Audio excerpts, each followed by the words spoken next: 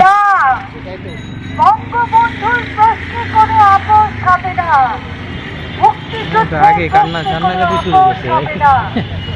বঙ্গবন্ধু শুধু একজন ব্যক্তি ছিলেন না, তিনি ছিলেন একটি প্রতিষ্ঠান। তিনি আমার লাল সবুজের পতাকা, তিনি আমার বাংলাদেশের মানচিত্র, তিনি আমার পবিত্র সংবিধান। উপস্থিত সমস্ত আলোচক এবং যারা উপস্থিত রয়েছেন আমার সামনে, সবাইকে জয় বাংলা। ধর্ম নিয়ে ব্যবসা যারা করছেন তাদের বিরুদ্ধে আমরা জিহাদ ঘোষণা করেছি। ধর্ম নিয়ে ব্যবসা বাংলাদেশে আপনারা করতে পারবেন না। আমরা ইসলামের বিরুদ্ধে নই, আমরা আলেম সমাজের বিরুদ্ধে নই, কিন্তু যারা আলেমদের লেবাস পরে যারা ধর্মকে নিয়ে ব্যবসা করে আমরা তাদের বিরুদ্ধে দাঁড়া হয়েছি। শরীয়তের কথাই যদি বলতে হয় তাহলে পবিত্র কোরআন শরীফ যখন নাজিল হয়, প্রথম যে আয়াতটি আসে আমাদের মহানবীর কাছে, সেটি কি বলা হয়?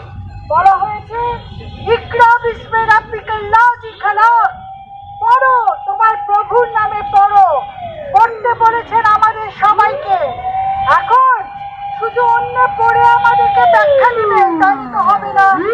আমি যদি মুমিন মুসলমান হই তাহলে আমাকে পবিত্র কোরআন শরীফ পড়তে হবে। হাদিসের কথায় আসি, নবীজি বলেছেন তালাবুল ইলমি ফরিজাতুন আলা কুল্লি মুসলিমিন ওয়া মুসলিমাতিন, অর্থাৎ প্রত্যেক মুসলমানের জন্য ধর্ম শিক্ষা, সব শিক্ষা ফরজ কাজ। যদি সেই শিক্ষার ফরজ কাজের কথা বলা হয়ে থাকে তাহলে সেখানটাতে কি কোরআন শরীফকে বাদ দিয়ে সেই শিক্ষার কথা বলা হয়েছে? তা তো নয়। তাহলে আমরা নিজেরা যদি পড়ে দেখি, যেটি একটু আগে মাওলানা সাহেব বললেন, সূরা সাবা 13 নম্বর আয়াতে সুস্পষ্টভাবে ভাস্কর্যের কথা উল্লেখ করা হয়েছে।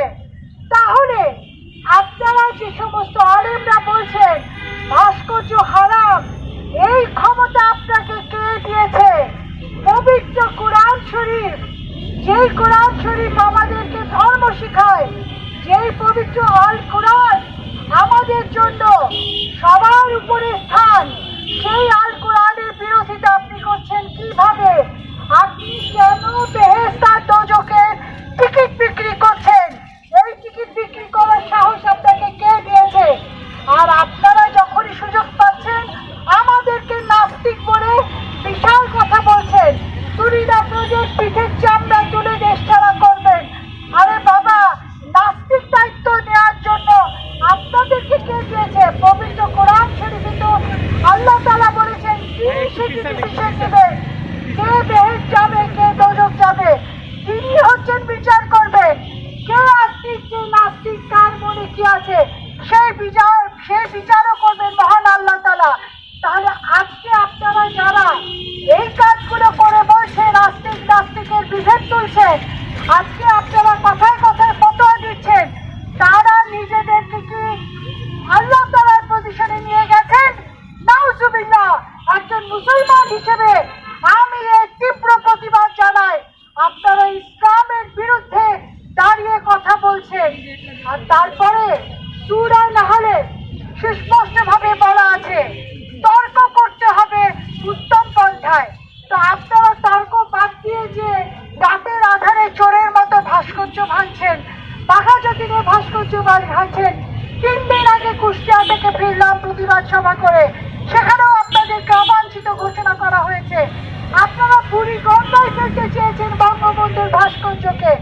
আমরা প্রয়োজনে আপনাদেরকে হাতকড় ভেঙে বঙ্গোপসাগরে নিক্ষেপ করব, সে কথাটি মনে রাখবেন।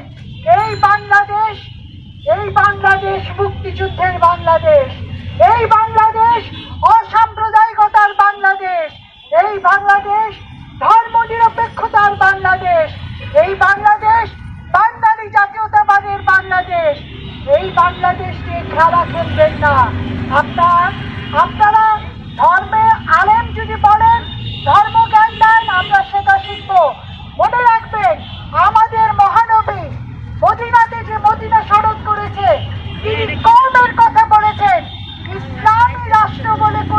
না ইসলামের ইতিহাসে নেই। আর এখানে যে ভাস্কর্যের ছবিগুলো দেখছেন, আপনাদের কাছে মনে হয় না যে এই সমস্ত মুসলিম প্রধান রাষ্ট্রগুলোতে তাহলে সেখানে কোনো আলেম ওলামা নেই? যত আলেম ওলামা সব বাংলাদেশে বসে আছে। এই কথা বলতে চান, আপনারা আমাদেরকে এত বোকা ভাববেন না। শরীয়ত যদি বলবেন, শরীয়তের পড়ালেখা আমরাও করি, শরীয়তের কাজ আমরাও করি। কথায় কথায় আমাদেরকে ভয় দেখাবেন না। প্রতিবাদ চলছে, চলবে। টেকনাফ থেকে তেতুলিয়া কিন্তু আপনাদেরকে বিচ্ছিন্ন করে দেওয়া হবে, এটা মনে রাখবেন।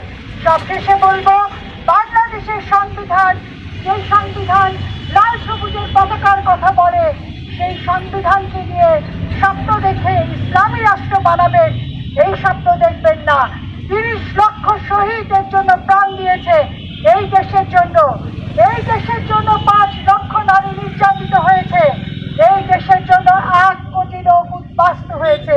সুতরাং দাম দিয়ে কেনা আমার এই বাংলাদেশকে বিক্রি করার চিন্তা যদি করেন, আল্লাহর ওয়াস্তে পাকিস্তানে চলে যান।